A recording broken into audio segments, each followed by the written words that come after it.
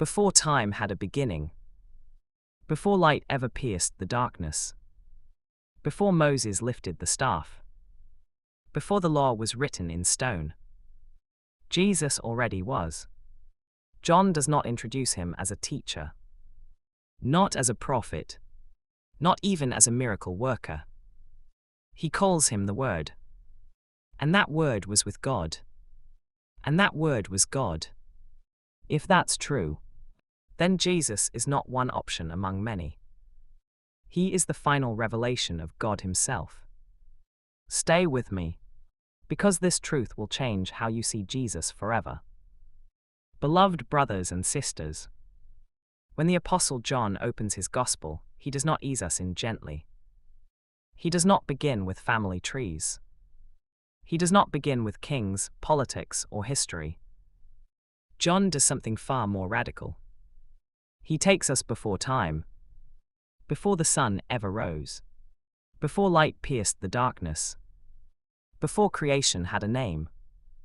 And John declares, "In the beginning was the Word." That single sentence shatters every shallow idea about Jesus. John is saying, before anything began, Jesus already was. Before angels sang, before the earth existed, before humanity took its first breath, the Word already existed. This gospel does not introduce Jesus as a reaction to a broken world. It reveals Jesus as the source of the world itself. Genesis says God said, "Let there be light." John says that voice has a name. And that name is Jesus. Church, this means Jesus is not part of creation. He is the reason creation exists. He is not a messenger from God. He is God speaking Himself into the world.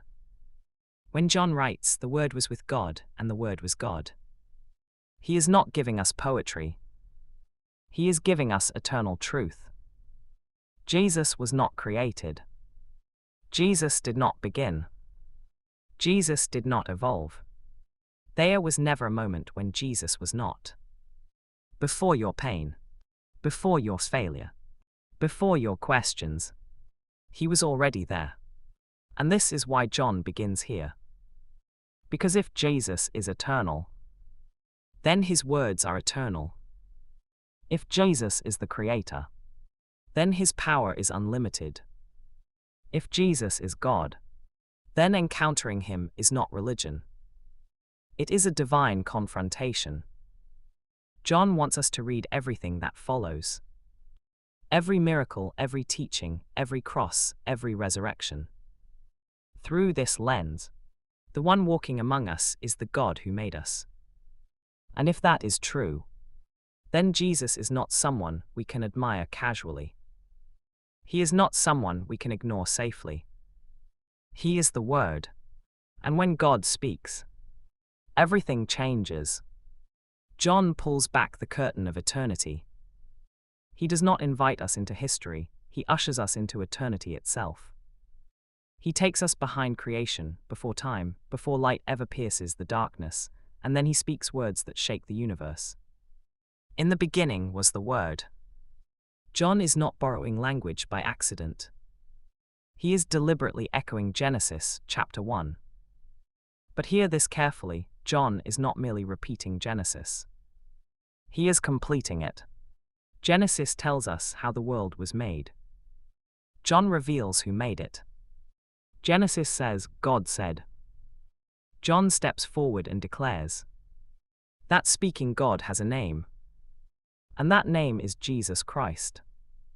This means creation was not the result of force or chance. It was the result of a person speaking. Before there was light, there was the Word. Before there was matter, there was meaning. Before there was creation, there was Christ. This gospel, then, is not merely a biography of a great teacher. It is not a moral story about a religious leader. This is a revelation. It is God unveiling Himself. John is telling us that Jesus is not just someone who entered history. He stands above it. He is not someone who responded to the world. He is the reason the world exists. This gospel is not only about what Jesus did. It is about who Jesus eternally is. And if Jesus is eternal, then his words are final. If Jesus is the Creator, then his authority is absolute. If Jesus is the Word, then when he speaks, everything must listen. This is how John wants us to read the Gospel. Every miracle, every teaching, every cross, every resurrection, the one walking among us is the God who made us. And when eternity steps into time, nothing remains the same. Beloved brothers and sisters, when John opens his Gospel, he does not begin by telling us what Jesus did. He begins by telling us who Jesus is. Because before you can understand the works of Christ, you must first understand the being of Christ. John writes, "In the beginning was the Word, and the Word was with God, and the Word was God." These are not poetic words. They are eternal declarations. The word Logos. John introduces Jesus with a title loaded with meaning, Logos, the Word. This was not an accidental language. To the Jewish mind, the Word of God was God's active power. When God speaks, God acts. In Genesis, God does not debate. He does not struggle. He does not experiment. He speaks and light obeys. He speaks and chaos becomes order. He speaks and life appears where nothing existed before. John steps into that sacred understanding and makes a stunning claim. That speaking power is not an idea. That creative force is not abstract. That word is personal. And that person is Jesus Christ. John is saying, the voice said, "Let there be light." Later said, "Follow me." The same word that formed galaxies. Later spoke forgiveness to sinners. John continues, "The Word was with God." This tells us something vital. Jesus is not the Father, yet he exists in a perfect relationship with the Father. Before angels existed, before heaven and earth were formed, the Word lived in eternal communion with God. Christian faith is not built on isolation. It is built on a divine relationship. Then John crosses into holy ground. And the Word was God. John leaves no room for confusion. He does not say the Word was like God. He does not say the Word was a God. He says the Word was God. Whatever makes God, God, belongs fully to the Word. If God is eternal, the Word is eternal. If God is holy, the Word is holy. If God is Creator, the Word is Creator. John is extremely careful with his language. Everything else in this chapter comes into being. But when John speaks of the Word, he says, "was." The Word did not come into existence. The Word always existed. There was never a moment when the Word was not. Jesus did not begin in Bethlehem. Bethlehem is where eternity stepped into time. Jesus did not become divine. He revealed divinity. That is why Jesus could later declare, "Before Abraham was, I am." Abraham had a beginning. Abraham was born. Abraham grew old. Abraham died. But Jesus says, "I am, not I was, not I will be. I am." This is the name of God Himself. My friends, my brother and sister, listen closely, this changes everything. Jesus is not a teacher we evaluate. He is not a prophet we compare. He is not a leader we admire from a distance. He is the eternal Word. When He speaks, creation listens. When He commands, heaven responds. When He offers salvation, it is God Himself reaching for us. And if Jesus is eternal, then His promises are unbreakable. If Jesus is God, then His authority is final. The Word who never began is the same Word who speaks today. And when the eternal Word speaks into your life, Darkness must move, chaos must bow, and life must appear. My beloved, John now walks us onto holy ground. He speaks with precision, because what he is about to reveal cannot be misunderstood. He writes, "The Word was with God, and the Word was God." Two short phrases, two eternal truths, held in perfect balance. First, the Word was with God.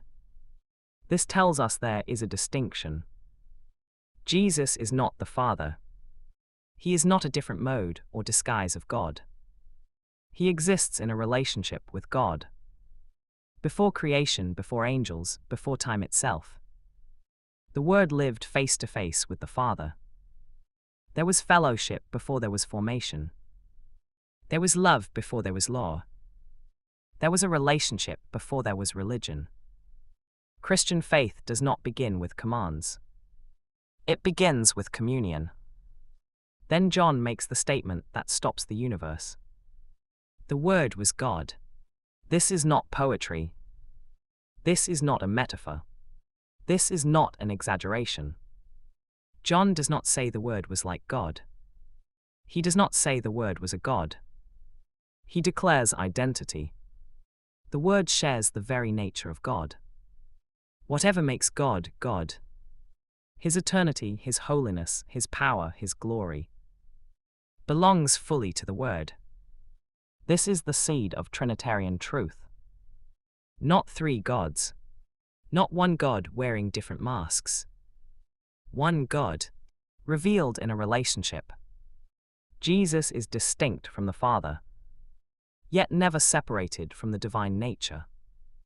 And this changes how we see Christ. To look at Jesus is not to see a lesser version of God.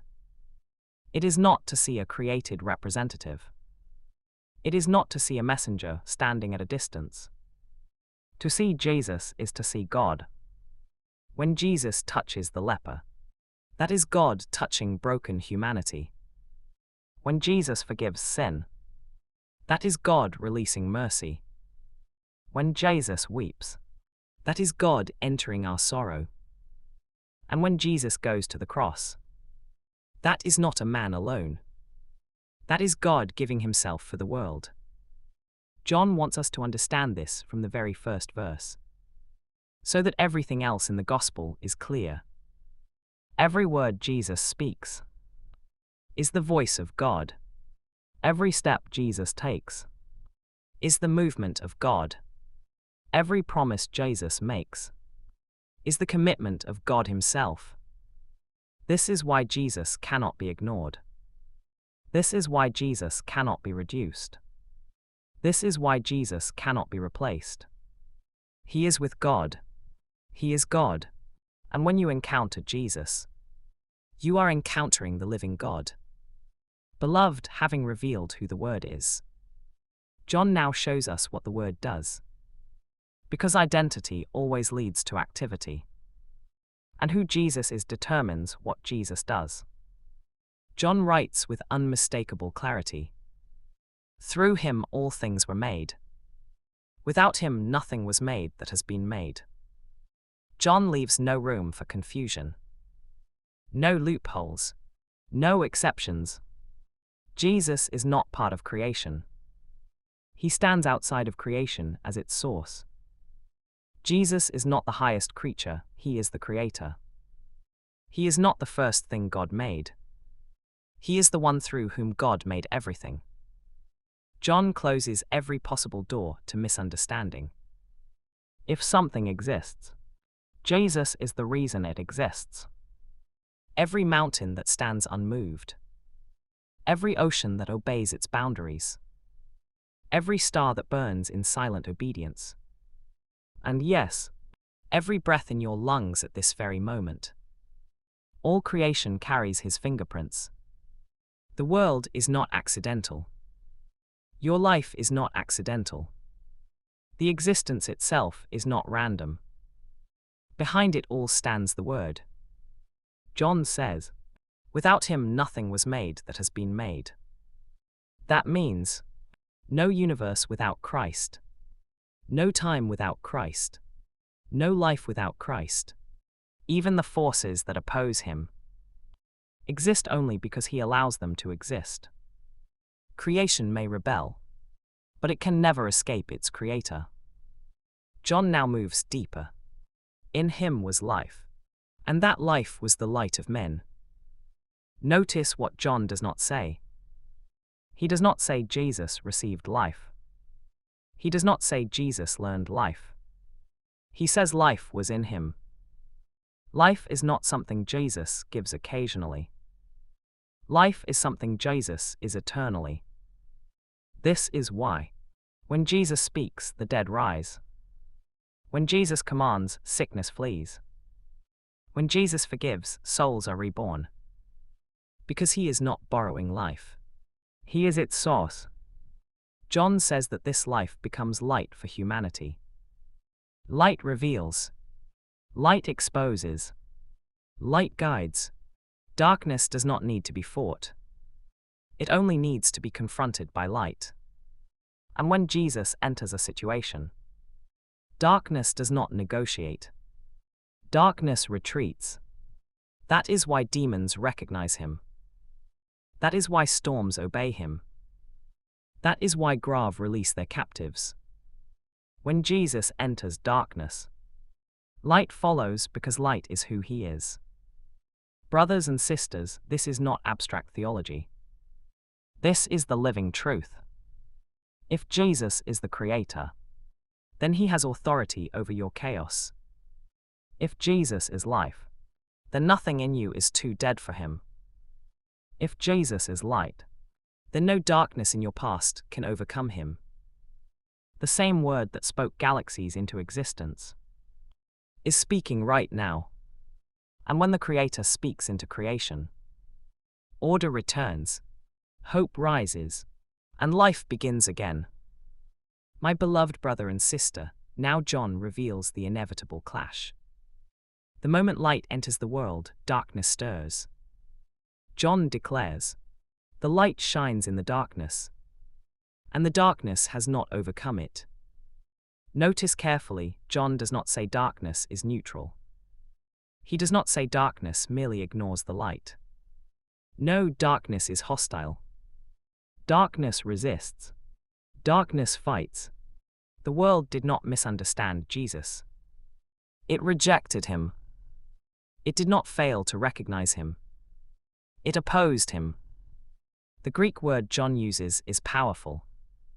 It carries two meanings. First, to comprehend, to understand.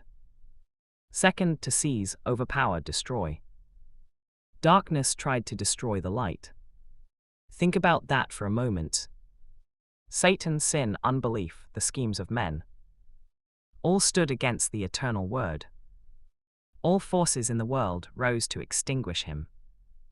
And it seemed for a moment that they would succeed. The cross looked like victory for darkness. The enemy believed that by nailing Jesus to a tree, he had silenced the light forever. But John wants us to see the truth behind the cross. The cross was not defeated. It was not the end of the story. The darkness could not overpower him. The nails, the thorns, the mockery, they could not stop eternity. The cross was glory. The place of death became the place of life. The scene of shame became the throne of majesty. The apparent weakness of God revealed his almighty power. Church, hear this. Whatever darkness you face today, the lies, the struggles, the threats, the opposition, it cannot defeat the light of Jesus. The light shines. The darkness rages. But the light prevails. The cross proves it. So when trials come, when pain seems victorious, remember the eternal truth. The word entered the darkness, and the darkness failed. Your situation is not stronger than your Savior. Your enemy is not more powerful than the eternal word. Your night cannot overcome the light that has already conquered it. And one day, every shadow will flee from the brightness of his glory. Because the cross was not defeated. The cross was the beginning of triumph. Beloved, now we arrive at the climax of John's prologue. The Word became flesh and dwelt among us. Stop and let that sink in. The Word, eternal, uncreated, the source of all life and light, became flesh. This is not a symbol. This is not philosophy. This is God Himself stepping into time and space. To the Greek mind, this was scandalous. The divine could never touch the mortal. The holy could never enter the corrupt. But John declares the opposite. God did not pretend to be human. God did not hover above suffering. God entered it fully. The Creator breathed, cried, laughed, walked, bled, and died. He became the visible expression of the invisible God. John uses a word that strikes at the heart of Israel's worship. Dwelt as in tabernacled. Remember the glory of God in the wilderness. The Shekinah that filled the tabernacle. Now that glory walked among people. God's presence was tangible. It could be seen. It could be touched. But John emphasizes something deeper. The greatest revelation of glory was not power. It was not a miracle. It was not majesty. It was the cross. In weakness, in suffering, in humility, the glory of God is revealed most fully. The place that looked like defeat became the stage for redemption. John continues. From His fullness we have received grace upon grace. Grace is not something you earn. Grace is not something you study or calculate. Grace is received, poured into your life from His abundance. And then John says, the law was given through Moses, grace and truth came through Jesus Christ. Truth is not debated, it is revealed. Jesus does not merely tell us the truth. He is the truth. The Word in flesh is the intersection of heaven and earth, of divine and human, of grace and reality. He reveals what God is like not as theory, but as experience. He shows God's heart in action, in compassion, in forgiveness, in suffering, in dying for the world. My friends, hear this. The eternal Word is no longer distant. He is tangible. He is touchable.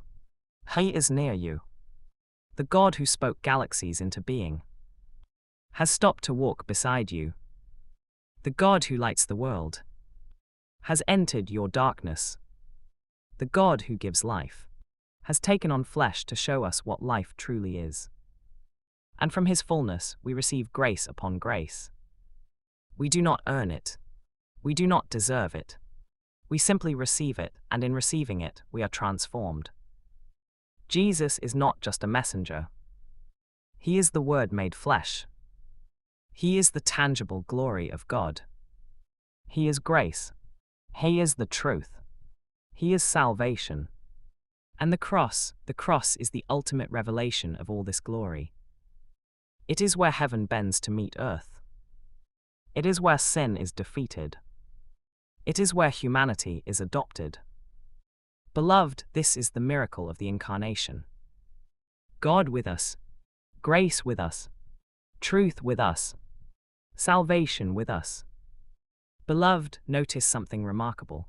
God introduces John the Baptist into this eternal story. But John is not the light. He does not enter the stage to grab attention. He does not step forward to elevate himself. He does not dazzle the world with his own glory. John's purpose is pointing. He exists to direct every gaze, every heart, every ear to Jesus. He was not the light. My beloved brother and sister, hear me clearly, this is true ministry. True greatness in God's kingdom is not measured by the spotlight on you. It is measured by your ability to guide others into the presence of Christ. John's glory is not in himself. His honor is not in applause or recognition. His honor is in whom he pointed to. And because of that, the world still remembers him. Not as the center, not as the star, but as the faithful witness. This is profound for us today. We may never be the main act. We may never perform miracles or preach to thousands. We may never be the teacher everyone quotes. But if we faithfully point people to Jesus, if we faithfully lift Christ up, we accomplish eternity's purpose. My friends, listen. Your life, your ministry, your influence is measured not by fame, not by followers, not by accolades, but by how effectively you bring others to Jesus. When you point to Him, hearts are changed, lives are transformed, eternity is altered. And that, beloved, is the highest calling of any believer. To be a John the Baptist, to step aside to shine less, so the light of the world can shine more. My friends, now John moves from the witness to the arrival of the true light. The true light that gives light to everyone was coming into the world. Listen carefully, this is monumental. The light is not selective. The light does not choose favorites. The light does not belong to one nation, one religion, or one culture. This light, this eternal word, exposes every heart.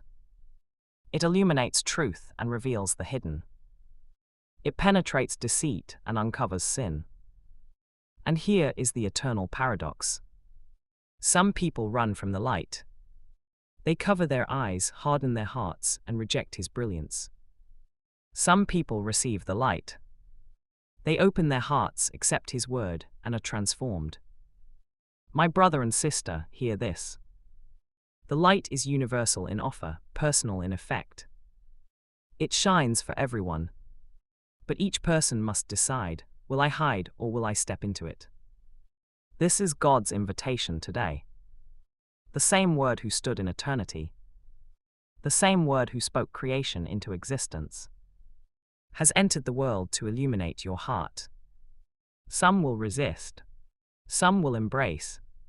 Which one will you be? John the Baptist points. The word illuminates. The choice is yours. And here is the promise. Those who receive Him are given the power to become children of God. Reborn, transformed, and forever aligned with the light. John 1:10-11.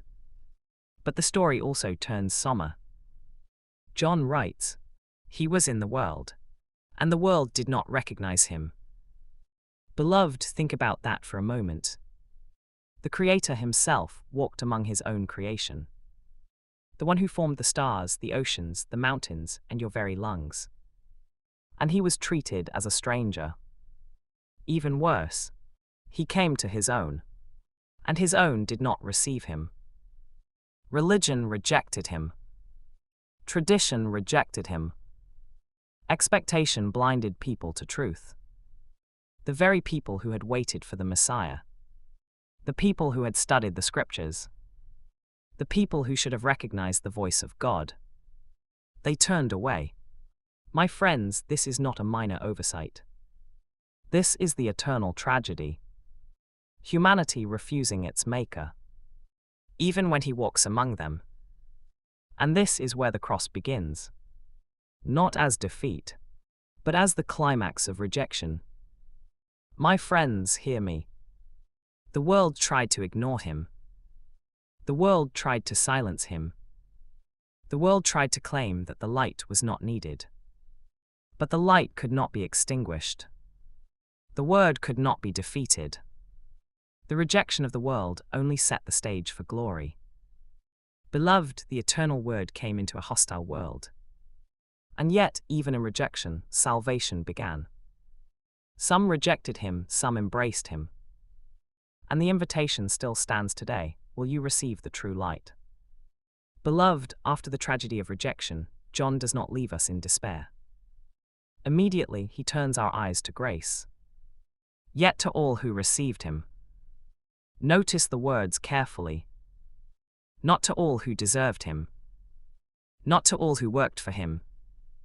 Not to all who were of the right lineage. No, to all who received Him. This is where grace explodes. It does not depend on nationality. It does not depend on heritage. It does not depend on effort. Receiving Jesus is the divine key that unlocks eternal life. To receive him is to enter into God's family. And what happens then, John explains. He gave them the right to become the children of God. Born not of blood nor of human will, but of God. Beloved brother and sister, hear this. This is rebirth. This is a transformation. This is salvation. When you embrace the word, you step out of darkness. You step out of rejection. You step out of a life defined by the world, by failure, by fear. So you are born anew. Not because of who you are. Not because of your past. Not because of your achievements. But because of who Jesus is. This is the miracle. The same light that was rejected by the world becomes the light that adopts you. The same word that the world could not recognize now calls you his own. And this adoption changes everything. Your identity, your purpose, your hope, your eternity. My brother and sister, hear me. Jesus came to be rejected, but he came to recreate, redeem, and restore. The tragedy of rejection becomes the triumph of adoption. You are no longer a stranger to God. You are no longer a wanderer in darkness. You are a child of the Most High, fully accepted, fully loved, fully alive in him. Step into that reality today. Receive him. Embrace him. Let the Word, who has always been eternal, make you eternal in him. Beloved, as John draws the prologue to a close, he lifts our eyes to a truth that should leave us in awe. Moses gave the law. He was God's messenger. He brought instructions from the Almighty to a people in need of guidance. He revealed God's rules, God's commands, God's order. But Moses saw God's back. He glimpsed only a shadow, only a reflection of God's glory. He did not see the fullness. He did not receive the heart of God. Jesus, however, is greater than Moses. Jesus fulfills revelation. He is not merely a messenger. He does not point to God from afar. He comes from God's heart. No prophet compares. No rival remains. Every voice of the past points forward to him. And every expectation finds its fulfillment in him. He is the Word made flesh, the eternal light, the source of life. The one who tabernacles among us. John 1:18. No one has ever seen God. But God, the one and only, who is at the Father's side, has made him known. Church, listen carefully. Jesus is not one voice among many. He is not another prophet, another teacher, another holy man. He is the final word. The complete revelation. The fullness of God displayed in flesh. To see Jesus is to see God. To hear Jesus is to hear God. To follow Jesus is to receive God himself. Everything Moses pointed to, law, instruction, covenant, finds its ultimate meaning and fulfillment in Christ. Jesus does not abolish the law. He perfects it. He does not merely teach truth. He is the truth incarnate. Beloved, the light has come. The Word who was in the beginning, who was with God, and who was God, has entered the world. And today the question comes to you. Will you remain in darkness? Will you cling to tradition, fear, or unbelief? Or will you receive the Word? Receiving Jesus is not about religion. It is not about heritage. It is not about effort. To receive Jesus is to receive life itself. Life unshaken by fear. Life unbound by failure. Life eternal, overflowing, and filled with God's presence. Church, this is your moment. The Word has been made flesh. The Word has tabernacled among us. The Word has revealed the heart of God. The final call is clear. Step into the light. Embrace the Word. Receive him fully. For in Jesus all prophecy, all law, all expectations are fulfilled. He is greater than Moses. He is the eternal Word. He is your salvation.